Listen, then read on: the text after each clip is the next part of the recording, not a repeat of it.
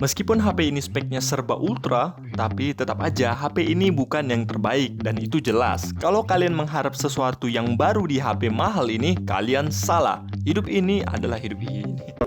HP ini lebih ke peningkatan dan penyempurnaan aja. Jadi buat kalian yang punya S21 Ultra silahkan buang dan beli HP ini. Dan sedihnya banyak yang bilang HP ini overpriced. Kenapa ya? Nah mungkin karena mereka belum lihat harga iPhone kali ya.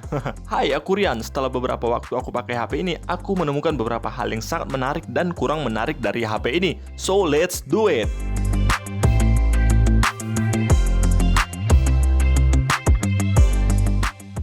Untuk build quality, kesan pertama megang HP ini adalah ini HP berasa gemuk atau bulky. Bentuknya gede banget dan lumayan berat. Ya biasalah ciri khas Ultra. Nah faktanya meskipun di atas timbangan berat HP S22 Ultra ini sama dengan S21 Ultra, tapi sebenarnya S22 Ultra ini lebih ringan daripada S21 Ultra. Karena S21 Ultra datang tanpa S Pen dalam body, sementara S22 Ultra sudah dengan S Pen dalam body.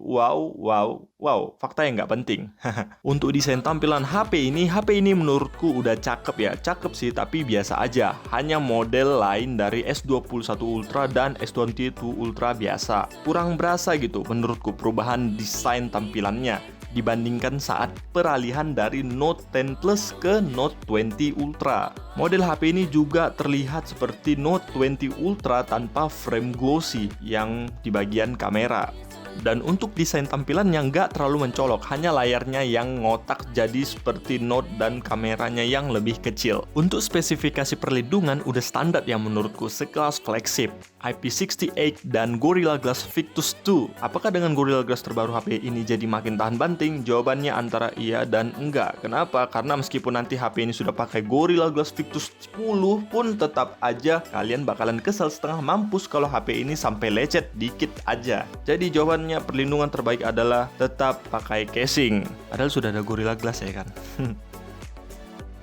Nah, berbicara kualitas layar tidak banyak yang bisa dibicarakan di sini. Tidak ada peningkatan yang signifikan dari generasi sebelumnya, bahkan dari 2 generasi sebelumnya. Tiap tahun hanya terdapat peningkatan kecerahan dari HP sebelumnya dan peningkatan refresh rate-nya. Sehingga layar semakin jelas dilihat bahkan di situasi terik karena sudah naik menjadi 1750 nits. Tapi efek sampingnya apa? Mungkin layar HP kalian akan lebih rentan terbakar atau dead pixel. Oh ya, ada yang menarik dari layar HP ini. Bisa kalian lihat saat mati, warna layar HP ini tidak terlihat hitam seperti HP Samsung biasanya, tapi seperti hitam kecoklatan kayak gosong gitu. Why? Aku nggak tahu apakah ini hanya perasaanku atau HP ini memang gitu modelnya, atau memang kalian juga yang sudah beli ini mengalami yang seperti yang kualami. Boleh tuh di-sharing dan dicek, oke?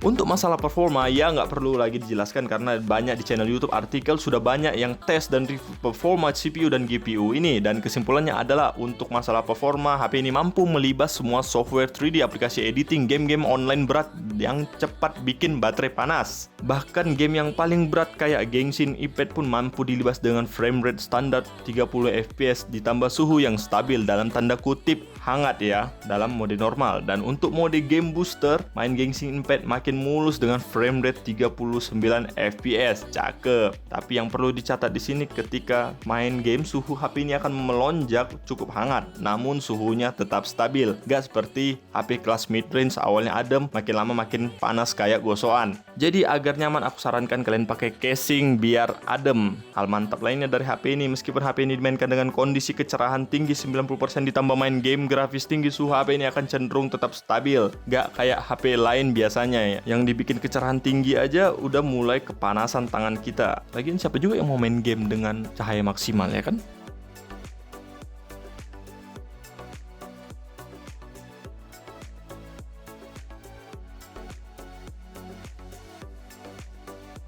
Berbicara multitasking, otomatis berbicara tentang S Pen. Sesuatu yang bagus di 22 Ultra ini, S Pen-nya sudah berada di dalam HP-nya. S Pen 22 Ultra ini terdapat beberapa inovasi kecil dan upgrade kemampuan dan utilitas dari S Pen ini. Jujur, nggak semua inovasi dan fitur S Pen ini berguna untuk aku. Aku senang latensi S Pen di HP ini sudah semakin rendah atau 3 kali lebih responsif dari pendahulunya, sehingga menciptakan rasa lebih nyaman dan lebih real aja nulis di layar. Utilitas S Pen ini semakin asik asik karena S Pen ini bisa dipakai di S21 Ultra dan software S Pen-nya semakin baik memprediksi tulisan kita untuk diubah menjadi kata meskipun tulisan kita kayak cakar ayam. Intinya S Pen 22 Ultra ini adalah S Pen terbaik yang dimiliki Samsung saat ini. Jadi jangan ragu dengan kemampuannya.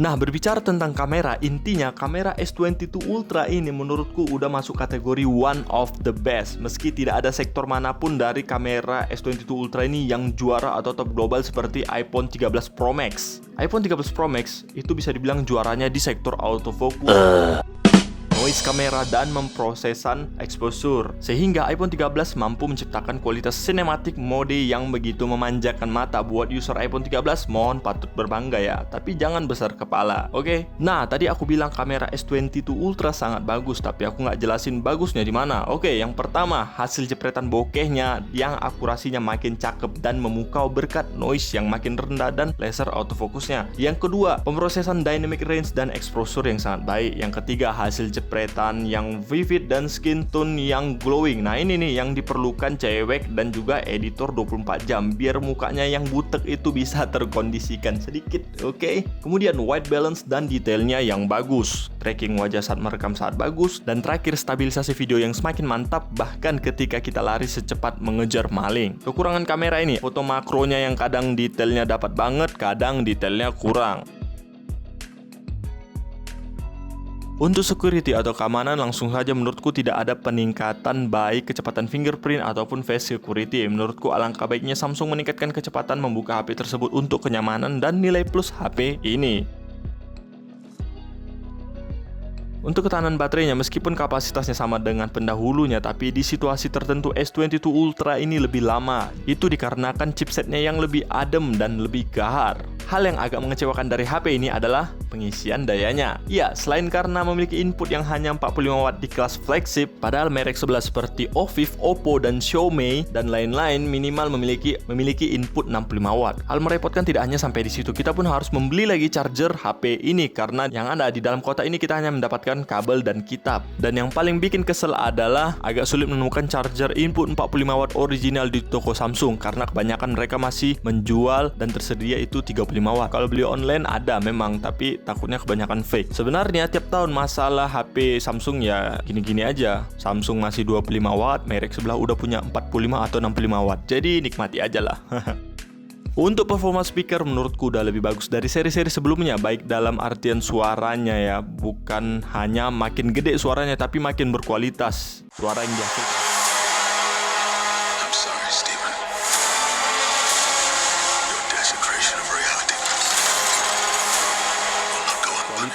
Suara yang dihasilkan sehingga nggak perlu lagi pakai speaker eksternal. Oke, jadi kesimpulannya S22 Ultra adalah HP siluman. Kenapa? Karena namanya memang Samsung S, tapi semua model dan speknya yang diborong ini adalah Samsung Note. HP ini adalah HP dengan multifungsi terbaik, UI yang simple, layar yang lega, S Pen yang mantap, kamera, performa, dan lain-lain. Tapi tidak satupun sektor dari HP ini menjadi yang terbaik. Tapi hampir semua sektor HP ini sangat bersaing dan sangat bagus. Wow, bagaimana itu? Meski HP ini memiliki spek yang gahar, oke, sudah Snapdragon, bukan berarti HP ini cocok untuk gaming. Karena HP ini nggak akan nyaman dipakai gaming berlama-lama. Kenapa? Selain karena memang daya casnya yang tidak terlalu cepat, HP ini berbentuk kotak sehingga bermain game akan terasa tidak nyaman, pegel-pegel karena agak-agak runcing kalau lama-lama dipakai HP ini. Dan kemudian lagian HP ini lumayan berat. Oke, jadi siapa yang paling cocok pakai HP ini? Jawaban teratas adalah orang kaya. Iya, titik, nggak ada koma. Kemudian di urutan kedua adalah pebisnis dan influencer. Maksudku influencer. Nah, menyinggung pertanyaan tadi, kenapa HP ini overpriced? Aku nggak tahu ya. Coba lihat dulu harga HP ini. Oke, sejujurnya dengan spek dan utilitas yang ditawarkan, multitasking yang ditawarkan, fitur yang ditawarkan, HP ini pantas dihargai segini dibandingkan merek sebelah. Menurutku ya. Kenapa? Contohnya Oppo X5 Pro yang 15 jutaan, tapi belum Dynamic AMOLED X2 dan tidak punya S Pen. Begitu juga kalau dibandingkan dengan Vivo VX80 Pro, punya kamera jempolan tapi prosesor harga ekonomis yaitu MediaTek. Jadi intinya ya gitu, semua kekurangan di HP lain ada kelebihannya di Samsung 22 Ultra ini SE. Nah, jika kalian tertarik membeli HP ini, aku sudah meletakkan link pembelian di link description. Ada yang unik dari merekam saat malam hari di video S22 Ultra ini. Bisa kalian lihat seperti ada cropping untuk memaksimalkan stabilisasi dari kamera tersebut. Dan terlihat lebih zoom dia. Zumba. Oke.